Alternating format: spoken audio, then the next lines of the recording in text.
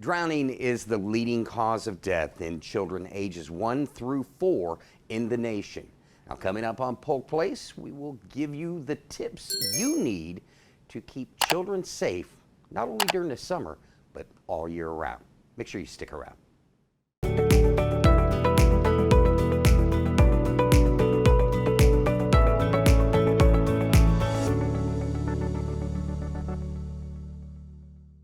Welcome to Polk Place. I'm Brian Lacey, and joining me in studio from the Florida Department of Health, she is Taylor Freeman. Welcome back to the show. Thanks, Brian. How are you? Doing good. Good to see you again. Good to see you. Well, you know, weather's warming up. It's getting nice. It's about pool time. But then again, if the pool's heated year round, it's always pool time. That's very true. It's very true. And in our lovely climate that we have, you can pretty much swim at least 80% of the year. Yep. I'm be on water or in water somehow or another. Exactly. You know, I want to talk to you about, we heard in the open, 1 in 4 deaths for children is a drowning. Talk to me a little bit about how dangerous, you know, swimming can be for kids. Absolutely. So, you know, as you said in that intro, it is the leading cause of death in the nation for children ages 1 to 4. But it's not just a national problem. It is a problem here locally in Polk County. We looked at the calls that EMS and fire responded to in 2021, and 46 of those calls were drowning-related incidents. Those aren't necessarily fatalities. Those include saves. But of those 46 calls, 28 of them were in children under 10. So over half were in children under 10 years old here in Polk County. So it's definitely something that poses a big danger to our children. And I think that that danger is compounded with the fact that it's an injury that a lot of times parents kind of think it's not going to happen to me. We did a survey through Safe Kids Suncoast Coalition of parents that actually actively had their children enrolled in swim lessons. So parents that you would think are like, yes, water safety is super, super important. And 61% of those parents actually said that they did not think that water posed a danger to their child. So, I mean, it's something that slips people's minds because, you know, we think of, like we were just saying, swim lessons or swimming in the warm seasons and in the pools. But it's also something that can affect you in your home in bathtubs. Everybody has water in their toilets.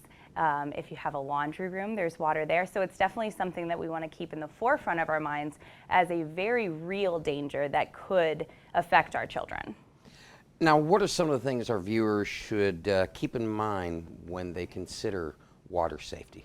Absolutely. So when we are talking about water safety outdoors, in pools, anywhere around lakes, we definitely want to make sure our number one thing is that we have children enrolled and taught to swim. So enrolled with a certified instructor for swim lessons, make sure that we get our kids in. And if people as an adult, I know you know how to swim, Brian, but if other adults in Polk County don't know how to swim, we do have adult lessons that are available as well to coach those adults up. There are also barriers that parents should make sure that we're putting in place in between pools or any sort of outdoor water or indoor water. So barriers could include shutting the door to the bathroom when the bathroom's not in use to make sure kids don't have access to those toilets or bathtubs. Putting a fence, a pool fence around the pool. Putting a self-latching gate. Putting a door alarm on any exits so that when the child goes to exit the home, something sounds and alerts parents that somebody is leaving. And a lot of those barriers can actually be installed if they're not already installed in your home. They could be installed for $20 or under. The pool fencing is a little bit over $20, so, you know, but the other things like the self-latching gate and door alarms could be as little as $20. Another hint that we like to give parents is anybody that's going to be around water and caring for children should get CPR certified. You never know when that is going to come in handy and when that is going to save a life. And then the last thing is make sure that we're actively supervising kids. So that's scanning the water every 30 seconds, making sure that you're in arm's reach of any children. those water watcher tags really help. Do you remember what those water watcher tags are, Brian? I believe I do. Yeah. Refresh my memory. Those water watcher tags are those little tags that just state, I am a water watcher. And what it represents is the person that is wearing that tag is committing to not be distracted, to not be on their phone, to not go to the bathroom, to not be in a heated debate with another adult by the pool. And if they do need a break, they designate another water watcher. So I would take mine off, I could hand it to you, and then you would then be in charge of the pool. And it makes sure that only one adult is responsible at a time, because some of the accidents that we're seeing are at pool parties where everybody's like, oh, we have 20 adults here, so we're definitely safe, right? And then nobody actually ends up watching the children. So it kind of helps with that supervision to keep it in the forefront of your mind.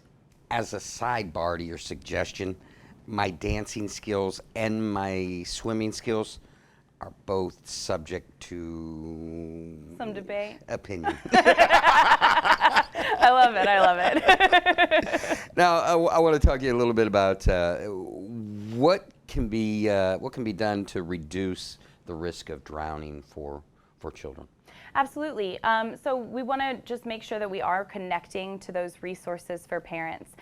So I'm a member of the group, the Coalition on Injury Prevention's Water Safety Committee. One of the things that they do is they link parents to resources with things like checklists that have like pool safety checklists where you can go through and make sure all the barriers that you need in your pool are installed, and things like removing toys from the pool whenever playtime is done. There's also a boating safety checklist that can be provided so that those that enjoy water through the avenue of boating can go and make sure that they're being as safe as possible as well.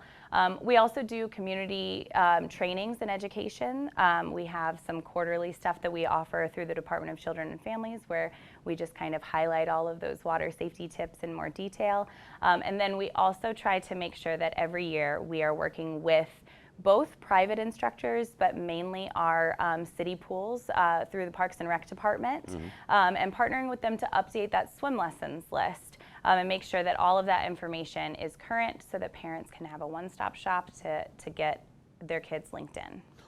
What's the easiest way to find this swim list? Yes, so we actually So we're going to try something here we've never tried before. I love it, I love it. It's a QR code. Yes, I'm excited about it. I was actually just going to say we're moving into the digital age, because before this year we always just had a printed version as well, and so now we're actually hosting that online.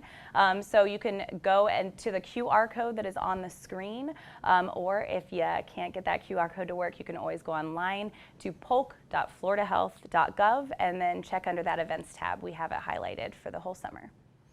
As usual, Taylor, always a pleasure to see you. Yes, you too, Brian. Are you going to come back and see me again? Always, always. I'm sure I'll be back soon. All right, I'll see you soon. Florida is warming up for summer, and everyone is headed to cool off in the nearest body of water. Now, as you and your family prepare to jump in the water, the Florida Department of Health in Polk County wants to remind you that water can be dangerous, especially for children.